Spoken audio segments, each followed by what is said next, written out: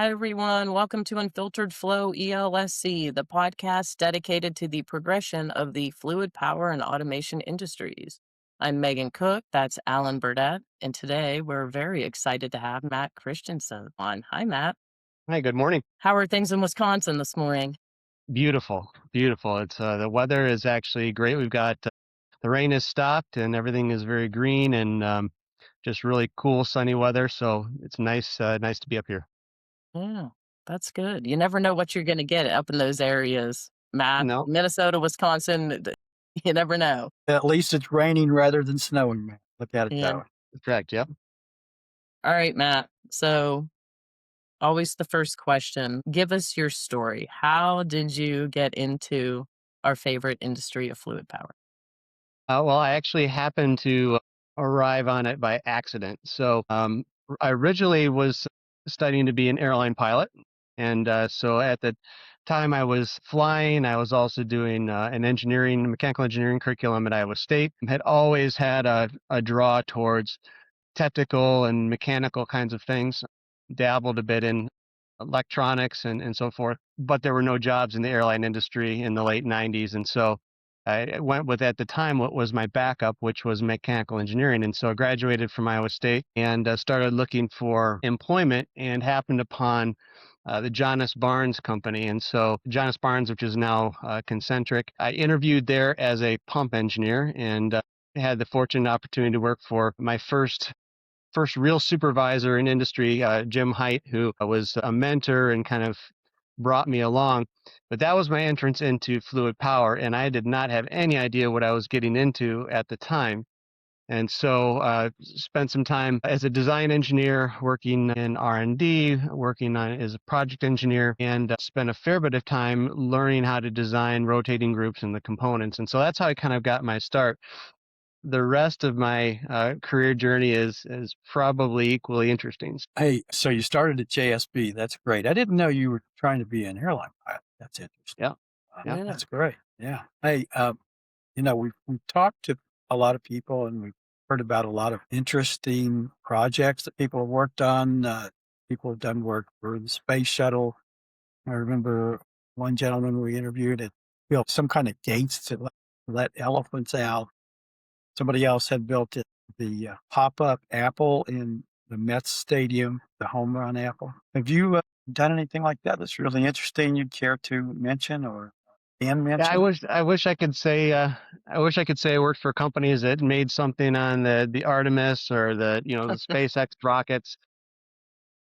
But to be honest, there's been a lot of interesting applications, and I would say interesting is kind of in the eye of the beholder because the things that I've found most interesting in my career have not been interesting simply because of what they do, but rather how they're made. So there used to be a show I think called How Things Are Made or How It's Made. And so I've always been fascinated by how off-road mobile equipment is made. And so some of my most interesting applications are probably rather mundane. When I think about things that I really enjoyed working on the most, it was turf care vehicles or agricultural vehicles or backcountry rescue vehicles, things like that.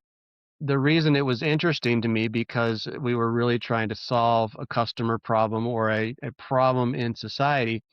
And so I wish I could say, did some kind of very interesting or very neat, space or aerospace kinds of application. But at the end of the day, what I found most interesting were things that help people in day-to-day life and companies that were finding new ways to make vehicles more comfortable, more productive, or to do more. And so that made what I did interesting as opposed to trying to find these very, very unique applications. With that said, I've definitely been involved with some defense projects and things like that those are always interesting. Things that merge technology. So, airport scanning and things like that. A lot of that happened after 9/11. So, again, as really these solutions to society's problems or things that need to be improved that were Yeah. interesting. So, Matt, you have an engineering degree and patents, but you have moved into sales leadership. So, how does that technical depth changed the way that you approach leading commercial teams? It's a big question. So I think you have to start back to where I left off with the origin story of fluid power. And I quickly found out as a design engineer, very technical at the time. Had some people that mentored me through R&D and worked with me on those patents. So that was absolutely a team effort and a collaboration for those patents. But I certainly had that technical background, but I found that I really liked people and customers and being out at the customer sites and vehicles too much to be behind a computer station just doing design work. And so just like I kind of accidentally happened upon fluid power, I also kind of accidentally happened into commercial sales and marketing. And so with that said, I also went back and got some education in business to solidify my interest in sales. But I was probably what most people would call more of a natural salesperson than maybe others. But while some industries don't require such a high level of technical background for sales, there's many of them, the fluid power industry absolutely does. And I don't think you can really be effective as a commercial salesperson without having some level of technical understanding. And I think the more technical understanding you have, the easier and the more effective you can be. And so the challenge is as a sales leader or technical sales leader in the industry is how do I find more of those kinds of people? Because not every engineer is going to make a good salesperson, and not every salesperson is going to be technical. And so we find ourselves, I think, looking for, I've heard them called both unicorns or even purple unicorns, which I think are even more rare. But we look for these super salespeople that are intended to be 100% capable on the commercial side and also 100% capable on the technical side. But then we also want them to be masters of pipeline and negotiation and value selling and all of these things. And so we end up looking for something that I don't really believe exists, or if it does, it's very, very rare and probably very expensive. And so the trick is, how do you get unicorn performance out of the types of individuals you'll find out in the market?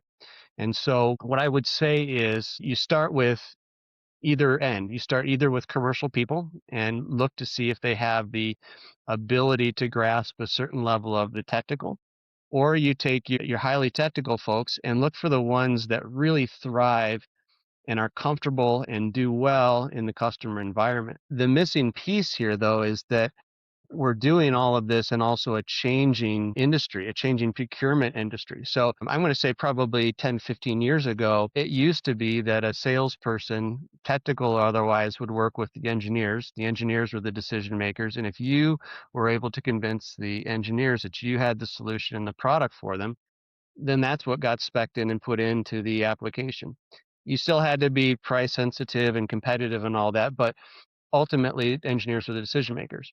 Then over the past couple of decades, companies started making a shift where they started to change their procurement folks so that you didn't have quite the opportunity to develop those solid relationships with the procurement side of the team before that procurement person moved on to a different commodity, a different role, which broke the link between relationship development and selling. And so not only do we have to find people that can be highly technical and highly commercial, we also have to have people that can adapt in an age where procurement people are being moved through more quickly. They're being taught how to negotiate. They're being taught how to defy the normal tactics of commercial salespeople. They're because of world conflict and conflict with freight and with tariffs and with the supply chains. They're more looking for dual source. And so that's an area that we have to have commercial salespeople that can also tackle those elements. And so we end up trying to find these very capable people in a changing environment. And so that's where it gets to be fairly tricky. It does. The procurement side of things has definitely changed. And, I don't know if this is, I assume it's by design, but the larger OEMs out there, they do that rotation. They consistently, right? I'm assuming just to avoid exactly what you're talking about, getting strong, developed relationships that way. So, yeah, it has definitely changed the dynamic there. So the question I think becomes, can you turn a technical engineer into a commercial salesman, and can you teach a commercial salesperson enough of the technical side of your business to make them effective? And there's no right answer to that. It really is very dependent on the person, the applicant, or the person who's maybe already on your team. And so there's a couple of ways I approach this. One is I always start with the team I already have, because I believe that um, employees are a bit like customers. It's easier to coach up and develop the ones you have in general than to go out and find new ones, especially in this hiring market in the last, I would say, 5 years. It's gotten much more difficult, which is a whole nother topic of why don't we have so many people coming into fluid power, which is probably something we should put a pin in. I think it's easier to take and develop the people that you already have than to go out and find new. You're always having to grow the team and hire others. But that basically starts with trying to determine, do you have somebody that is coming from the technical background or somebody from the commercial? And with that said, I've had pretty good success with salespeople that maybe didn't even have a formal engineering degree.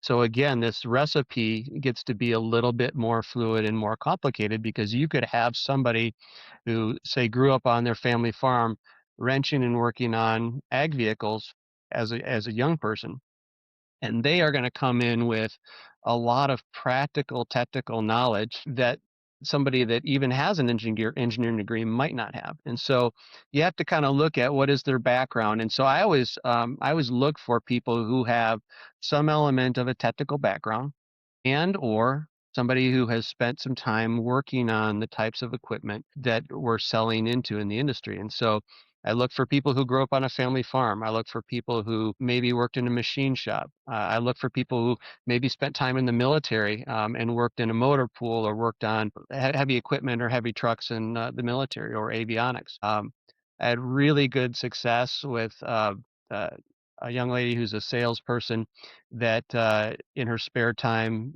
built her own drag vehicles, drag race cars. So you take that and go, if somebody's doing that in their spare time, they've got some of that experience and some of that ability to understand some of the challenges that vehicle manufacturers are facing. And if you can mix that background with somebody who has some commercial acumen or the ability to listen to customers, to listen for pain points and problems that need to be solved, then that person has the potential to be a really, really good salesperson. Yeah, that's interesting you bring all that up. The on the recruiting side these days, right? As you said, the past 5 years, it gets challenging. And you look at all those things holistically. Obviously, it starts with the hiring manager, Matt, and what they're looking for.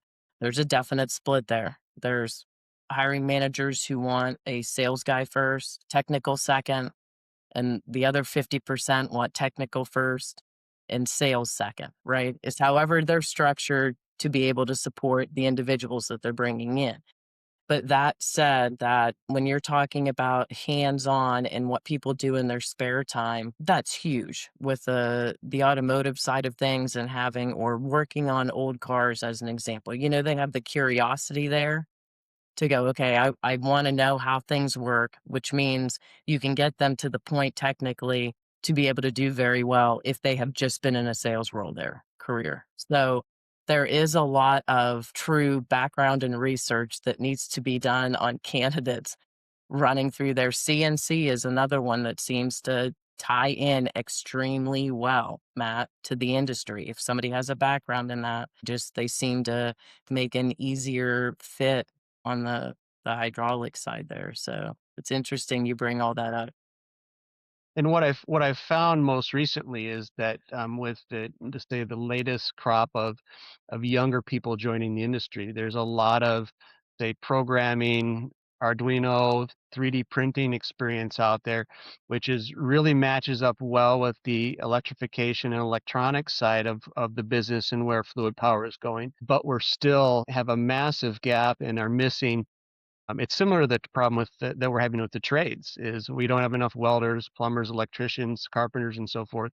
Um, Younger people being attracted into the fluid power industry is a difficult challenge, especially on the mechanical or the hydraulic side, because it just isn't nearly as attractive as a lot of the things that they're working on in their spare time or even in STEM programs and things like that. And one of the challenges that we also have is you either have to work very hard for the long game and be involved with some of the career fairs and get involved with some of the educational institutions and things like that and spend maybe a 5 to 7 year run up to hiring people, or you also have to then take what you have out in the market and make it work. And that's really where I've done a bit of both, but I've spent more of my time actually finding the people that are in the market, and I won't say making them work. That sells them short for what we've actually been able to do in the market with growth.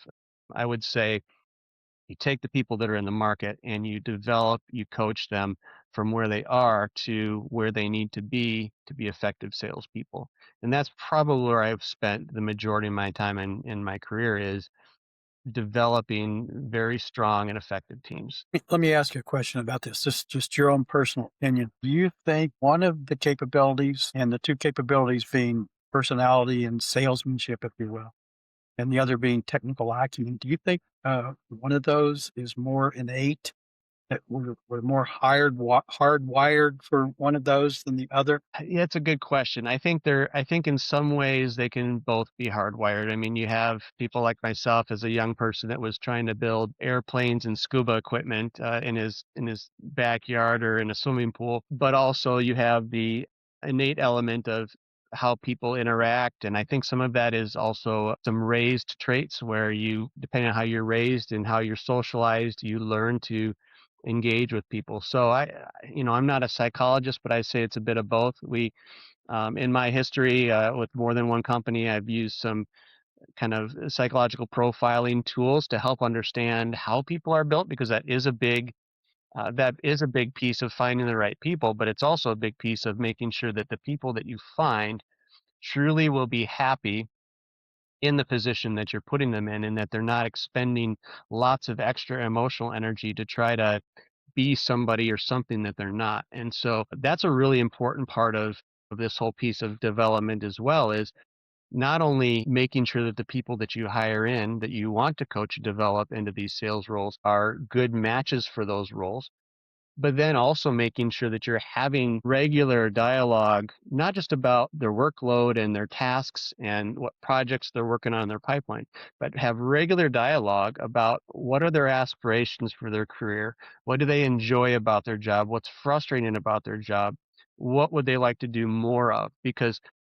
part of my job as a people leader is not only to coach and improve their capability in the job, but it's also my job, I believe, to make sure they're motivated, to make sure that I've placed them in the kind of work that is fulfilling for them and is rewarding for them. Because just like it's difficult to bring people into the fluid power industry and find those people, it's also very difficult to retain them. And so that's the other part of this, is you have to also be able to retain those people. You might be the purple unicorn, Matt.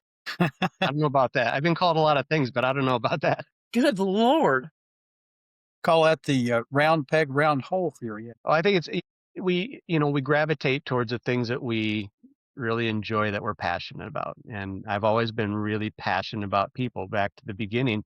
That's how I got into sales, is I found that I like people too much to be not around them. And so helping people, whether it's a customer and selling a customer solution or whether it's helping my own team, has always been where I've gotten my fulfillment. And so just like it is important for my team, I need to be able to do things that are fulfilling for me, because I don't want to spend my entire life or my entire career doing something that doesn't matter.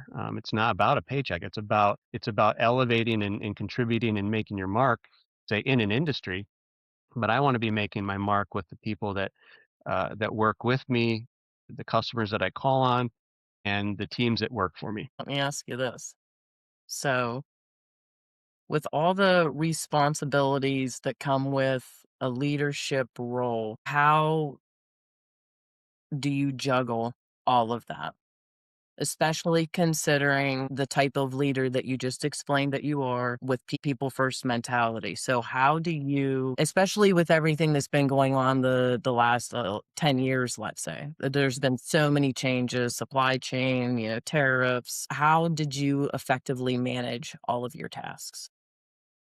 Well, that's a really another big question because if I'm honest, with the kind of work and the kind of workload that companies will put on somebody who is a high performer, very often you can find yourself in a position where you have more on your plate than you can really do well. And so, to be able to do all things well to the level of, my own personal level of acceptable levels of performance is much more difficult the more that you have on your plate. And so what you end up doing practically is picking those critical few. And that means that rather than trying to do everything well and ending up doing them all poorly or mediocre or sacrificing, you pick your critical few that are the most important, you focus on those, and then you do your best on the rest. And it's absolutely a compromise, but it's one that every leader, every manager has to make because it is what it is. It's companies are continuing to require more of their people to do more with less. Yes, we absolutely have more tools and things to help us, but at the end of the day, you have to be able to prioritize what's most important. And the challenge then becomes the company wants revenue, the company wants growth, your people need development, they need coaching, they need leadership, they need mentoring. Your customers need problem solving, they need you to intervene, they need you to help find ways to avoid things like tariffs and supply chain issues and freight problems and lead time. And so again, what you have to do is realize that all of these different, I'll say, downstream customers of my role in a leadership position, they all have conflicting and differing things that they need. And so you have to figure out how do you, in the moment, best address all of those things that are needed. And I don't know that I have all the answers to that. I'm still, every day, I'm learning how to better manage some of those things. But I think a big part of it is involving your teams. The same teams that you're mentoring and coaching are the same teams that you let know the scope of what you've got on your plate, and then you look for opportunities and ways for them to help and to help pull the load. And I call them kind of enriching activities. So if you have somebody who's a high performer, you look for things that it's not something they're going to get a new promotion for. It's not going to change their job title, but it gives them an opportunity to help tackle something that gives them some additional experience and gives them some additional exposure within a company. And maybe and hopefully it's something that they actually have shown an interest or a desire to do or to do more with. And so, for example, you could have some kind of initiative that you're taking in your company with your customer base. And if you have somebody who is really passionate about, say, a certain market, you could have that person do some kind of enriching activity where they tackle some kind of element for investigating that market or coming up with a game plan for that market. So again, I think you have to know when to ask for help. You have to know how to prioritize and determine what are the most things that need to be worked on. And then at the end of the day, you also have to just understand that we are all human and you do the best you can with what you have and you hope that it's enough. So you brought up electrification previously. And where do you think electrification is fitting in fluid power, and what do you see happening with that the next decade? It's a good question. I can't find my crystal ball. I'm not sure where I put it, but everybody asks this question. I think that every time I've spoken about electrification, it's been the question that has come up. I would say, in short, you have to kind of look globally. There's definitely a global effort to move towards electrification, but that looks differently whether it's Asia, whether it's Europe, or whether it's North America. And so things, I would say, certain that things have slowed. Interest has slowed a bit in North America. We see that in everything from EV passenger cars all the way through projects for electrification itself. And it doesn't mean that it's not a good idea. It doesn't mean it's not where the industry is headed. It just means that the appetite for people to move and dedicate R&D engineers and money and finances towards developing these EV platforms is harder to justify when the market demand is not out there. And so I think, in my personal opinion, I think fluid power has definitely going to be a continued have to be a high. It's going to continue to be a hydraulic stronghold, especially in the higher horsepower vehicles, for quite a number of years. It could even be decades. Where everybody sees the shift already is on the smaller, more compact vehicles, simply because of the duty cycle and the amount of power required out of them. And so until we solve energy storage, and whether that's a different battery chemistry, whether that's solid state batteries or super caps or fuel cells, until we solve that and we can get the power density that we get currently out of a gallon of diesel or a gallon of fuel, we're going to really struggle to be able to see electrification significantly take off for the larger vehicles, larger infrastructure, especially for things like agricultural and construction equipment, because we don't have the charging infrastructure out in the field to connect up a tractor, nor does the farmer want to wait 8 hours or something to charge a battery. Maybe it can be faster. Same thing with a construction site. Those construction sites where you're using these large vehicles, that's what they're putting in is infrastructure.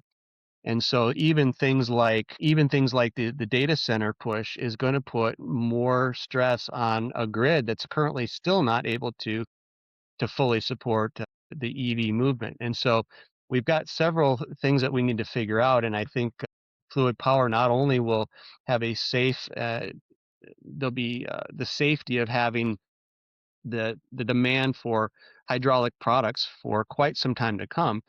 But the people in the fluid power industry who are also working in the EV side of things or electrification are also going to have really great opportunities to solve a lot of the problems or challenges that I just mentioned. I have a massive affinity towards cranes. Nah, Alan can tell you that. I mean, in all our travels, it just amazes me.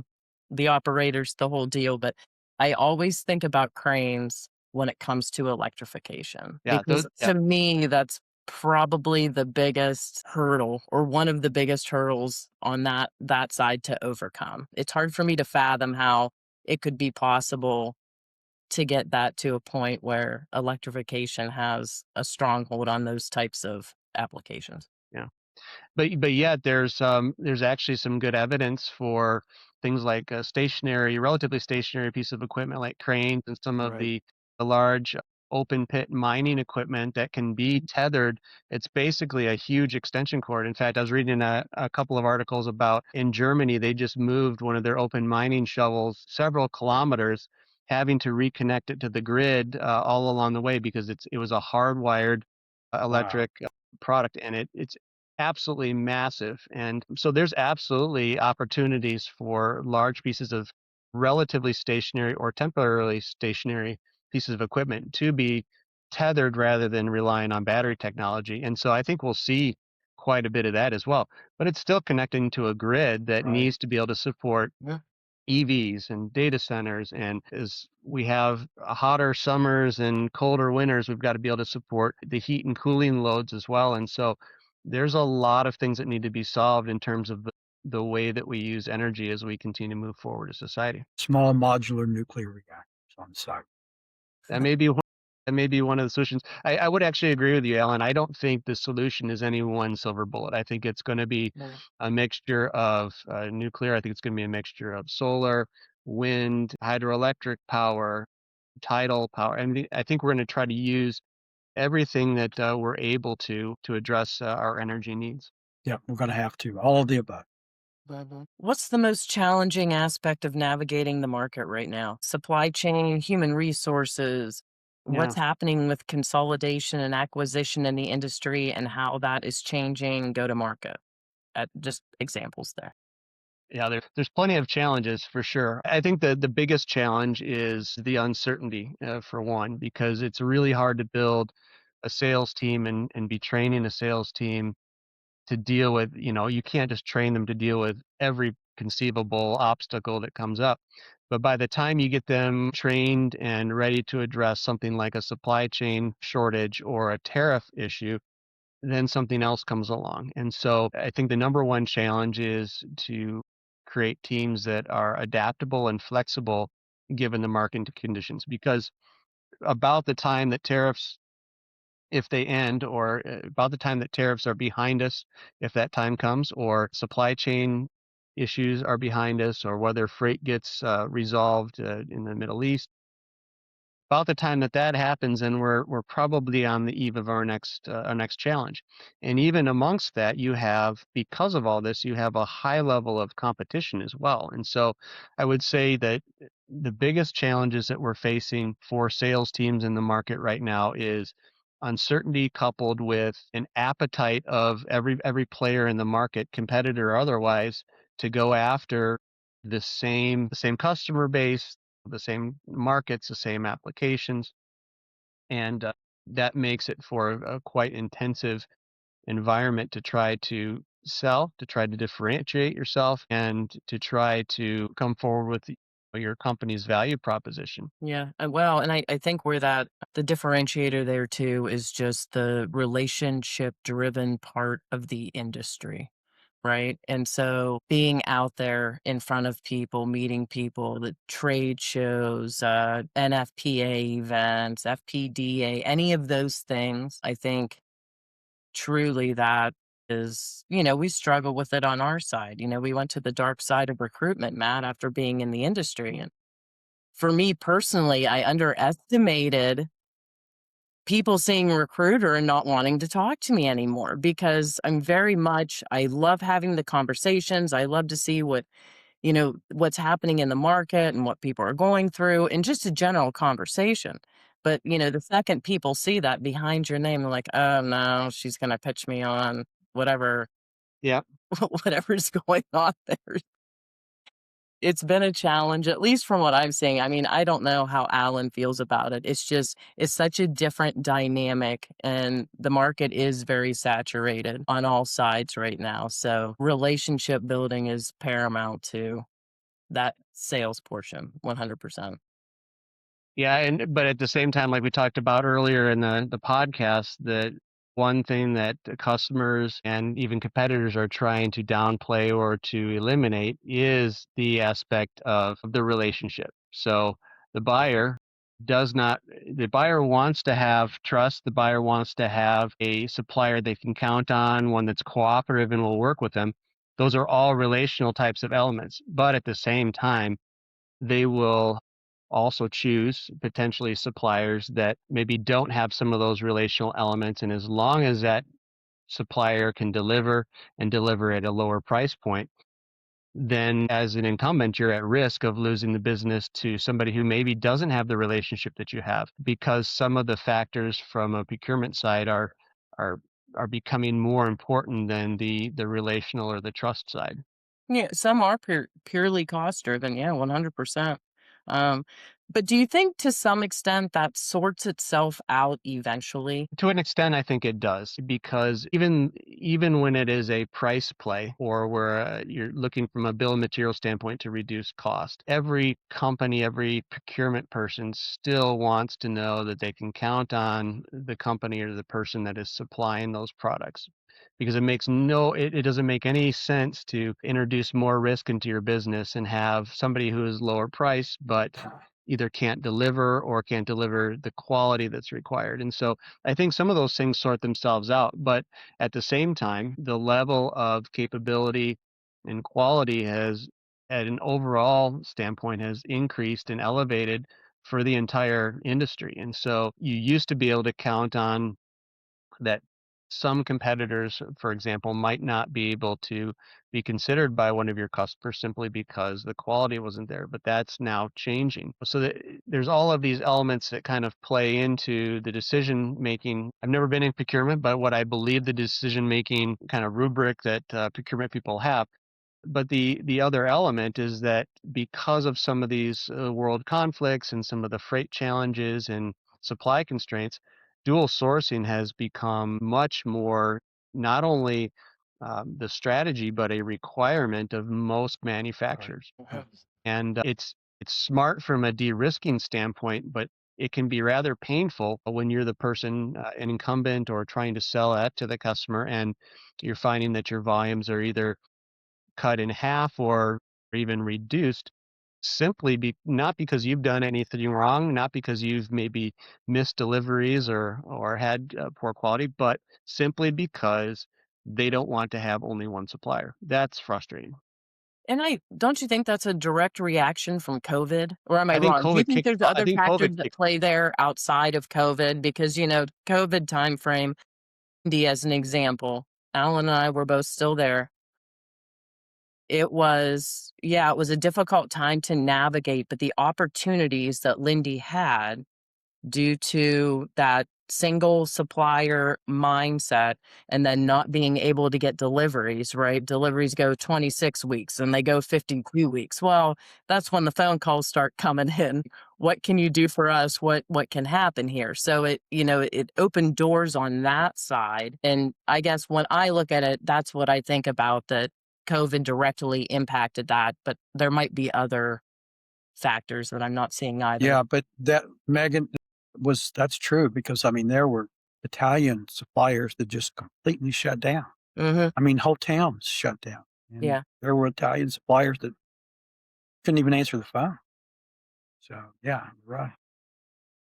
Yeah, I think, I think COVID was definitely part of it. I think COVID maybe kicked it off, but I don't think dual sourcing really got into high gear until I want to say maybe it was 2 to 3 years ago when we had a lot of the freight concerns or the shortage of shipping containers and a lot of the freight constraints and lead times went through the roof. And so I think that's a big part of it. I think it's also tariffs. So it's kind of stacked on itself. So even the tariff situation is increased the level of dual sourcing because your on-time delivery or your quality might be great, but if you're manufacturing out of a plant where you've got a high tariff and you don't have any redundancy, then that customer is going to look for a dual source that gives them some flexibility to avoid or to mitigate some of the tariff situation. So I think it started with COVID, but certainly I would say shipping constraints and the tariffs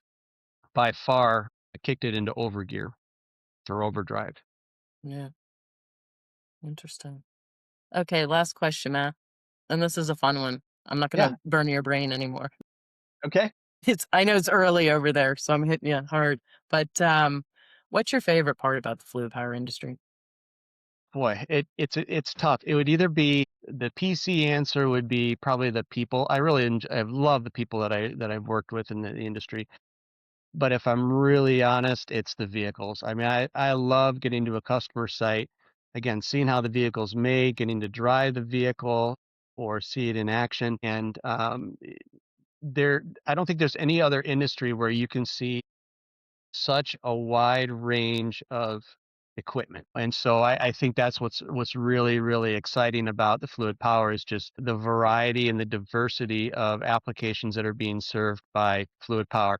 Primarily for me, it's mobile. I like the mobile equipment. It's just really, really neat to see what people do with the products in the industry. Yeah, I didn't when I started traveling after I joined Lindy, that was 100% my favorite part. It was so cool to see what people were building and what they were doing. And obviously, we were purely on the mobile side as well. So I don't Yeah. know. There's so many cool things out there, some of which ultimately don't really make it Yeah. a long way outside of where they're being built, but there's some cool stuff out Yeah. there for sure. And like I said, I mean, and behind every one of those cool applications is people. It's really smart, engaged engineers. It's procurement and quality people that are team players and are cooperative and want to help collectively work together as a partnership. And so that's often the difference. I mean, I've been at places where I've been and seen a really neat vehicle and the customer, the team is not really engaged. And I've been at others where they've got a really great vehicle and they're like, we really appreciate your interaction with us and how much you've supported us. Take this thing for a drive. And so at the end of the day, I love to see the vehicles and the applications and the way fluid power is being used, but it's in part because of the people and the relationships that I built over my career that really make it fun. Look at that. That was the right answer. Well, Mm, Matt, thank you so much for coming on and chatting with us today. thank you. Yeah, Yeah, it absolutely.